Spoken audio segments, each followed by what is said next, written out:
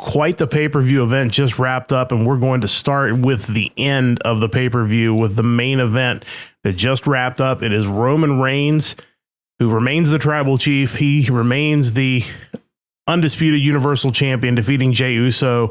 They spear through the table in 36:03, and of course, it doesn't really do the result justice. It appeared that Jey Uso had the match won when a hooded figure dragged him out of the ring. Turned out to be his brother Jimmy, who then super kicked him, tossed him back in the ring, and Roman Reigns finished him off.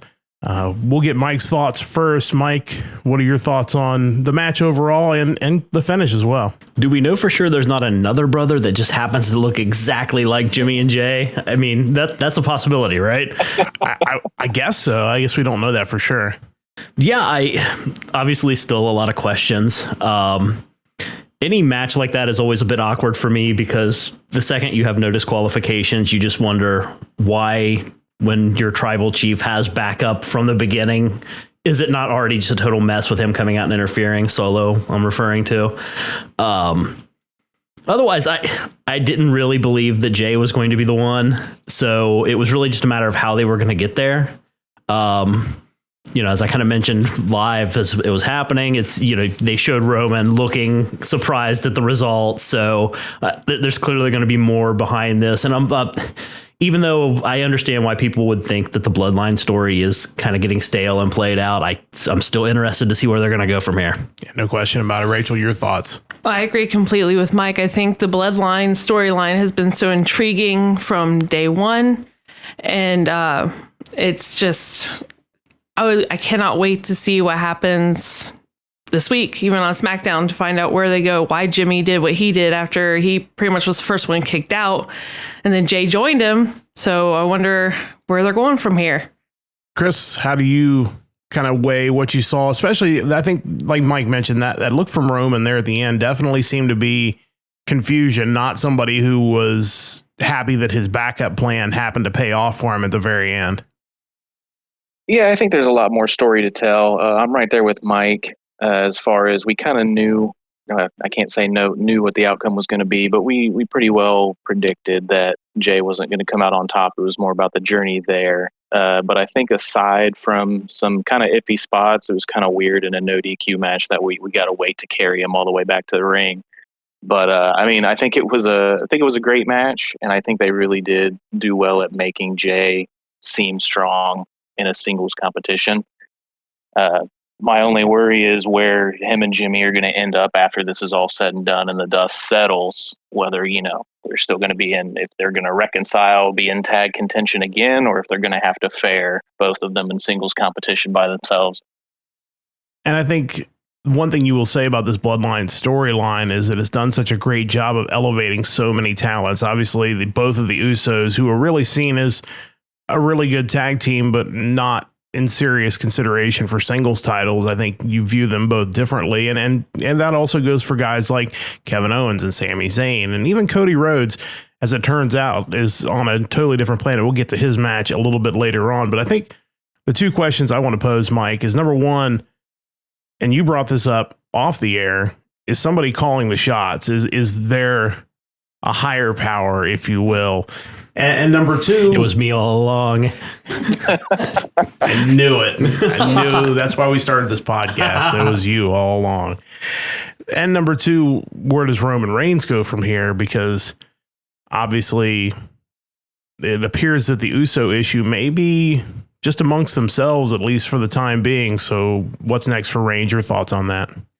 Yeah, I think as far as someone else calling the shots, even from the beginning of this tribal chief Roman Reigns story arc, it was always that sense of, are you really the tribal chief? Because I'm pretty sure you have a relative that is the highest paid actor in Hollywood.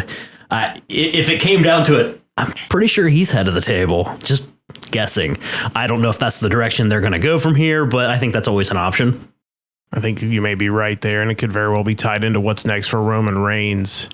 Rachel, your thoughts on just the fallout from that match, and where do we go from here with the Universal title reign, which has gone well past 1,000 days now? I mean, someone's got to eventually beat him. I don't know.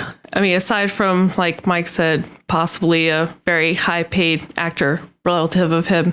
But who was going to do it? I mean, Cody didn't do it last year. I mean, you've had Sami Zayn. I mean, you've had so many multiple competitors against him, and nobody's able to do it. And how are they going to be able to do it? Because there's always someone there to help him.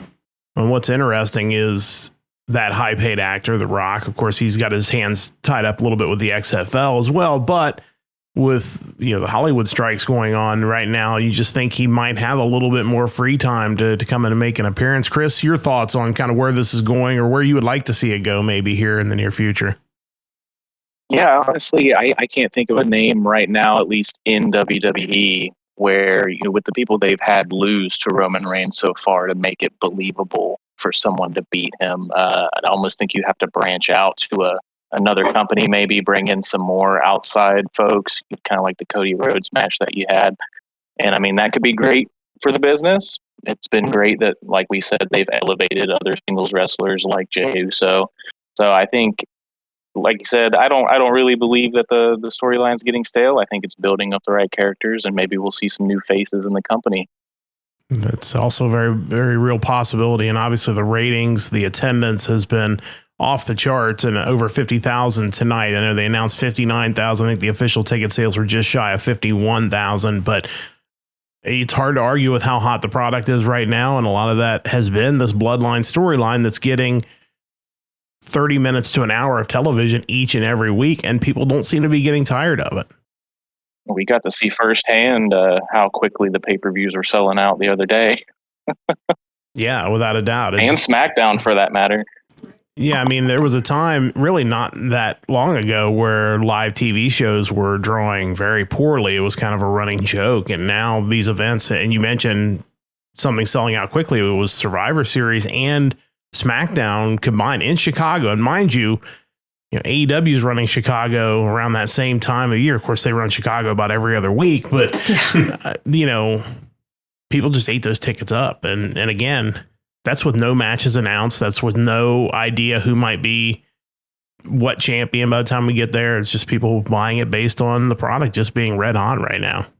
And it's going to make them a lot of money because the TV deals are coming down the pike. So we'll see how that goes. So that was the main event of the show.